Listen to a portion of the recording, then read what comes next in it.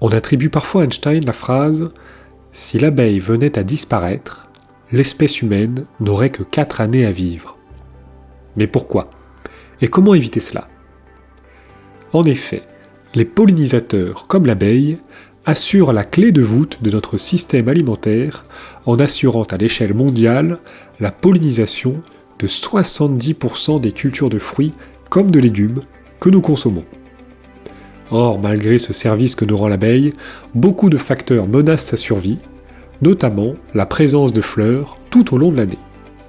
C'est vrai, que ce soit les espèces exotiques envahissantes, qui prennent le dessus sur nombre de nos plantes indigènes ou endémiques de notre île, le réchauffement climatique, qui dérègle les périodes de production de fleurs puis de fruits, ou encore l'urbanisation, qui avale dans sa tâche urbaine 500 hectares par an de terres agricoles et d'espaces naturels, en recouvrant de béton des terres auparavant capables de fournir le logis et le couvert à nombre d'espèces, dont l'abeille, championne de la pollinisation de nos cultures.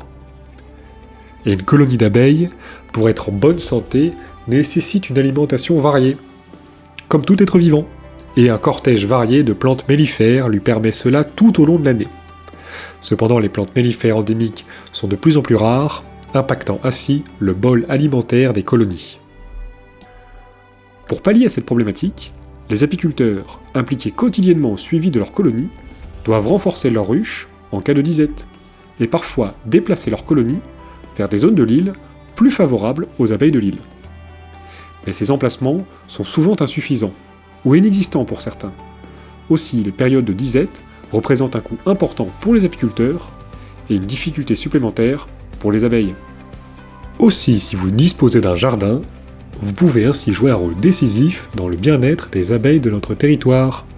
Que l'on soit dans les hauts, dans les bas ou à mi-hauteur, beaucoup de plantes endémiques mellifères sont adaptées à répondre aux besoins alimentaires de l'abeille tout au long de l'année. Mais il faut un coup de pouce de tous pour en planter plus.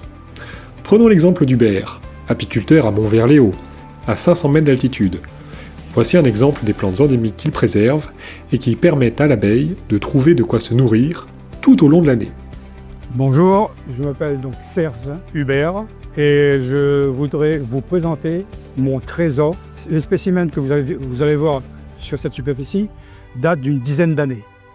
Tous les spécimens qu'on a vus sur cette partie du terrain ont été donc plantés entre 2016-2017 et les premières floraisons ont eu lieu, on va dire, facilement 3 ans après. Donc les floraisons vont dépendre surtout de la zone géographique. Et donc de toutes les plantes que je parle là, il faut bien préciser qu'on est à 600 mètres d'altitude, à Montverléo. Là, on a affaire à un petit nat, Labradornesia calophyloides, qu'on reconnaît, qu'on peut faire la différence entre le petit nat et le grand nat. Les petits nats, les feuilles, elles sont montées comme ça, et de couleur rose couleur rose quoi, grosso modo. Il y en a un deuxième exemplaire au bout là-bas, derrière, et mellifère aussi. Mellifère aussi, surtout le grand nat. Ici, on a le bois de nef petite feuille, Eugenia buxifolia pour le nom scientifique. Pareil, donc là, lui par contre, il a déjà fleuri. Et là, c'est le Eugenia mesmiloides, c'est la même famille, les deux. Et donc là, on peut voir que la floraison va démarrer. Là. Il y a plein de fruits, de fleurs déjà dessus. Et ça, on aura le mois prochain, les abeilles pourront faire un festival avec ça. Là, on a affaire au bois de Judas, Coccinia pinnata, qui commence à fleurir. Elle sera en pleine floraison fin du mois de mai, qui est très prisée par les abeilles. Pour poursuivre, là, on a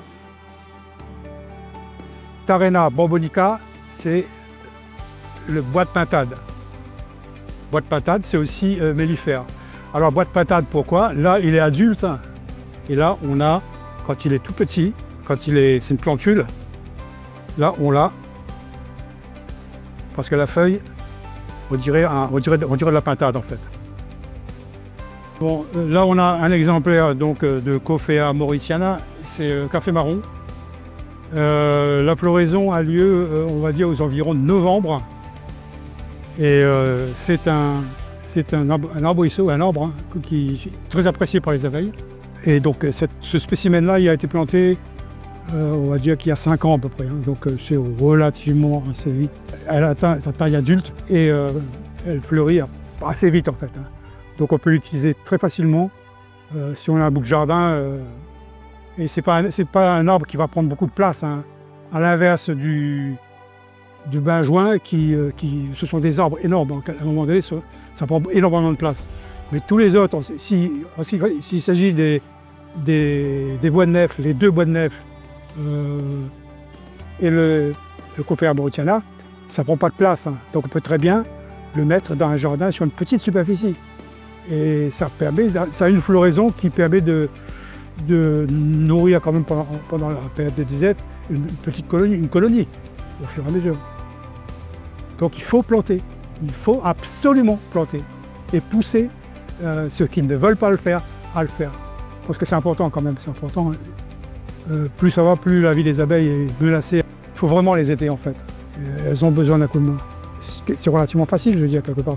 Ça ne demande pas grand-chose, c'est juste mettre une graine faire un semis et prendre la plante, la mettre en pleine terre, l'arroser la première ou deux premières années, et après ça va tout seul.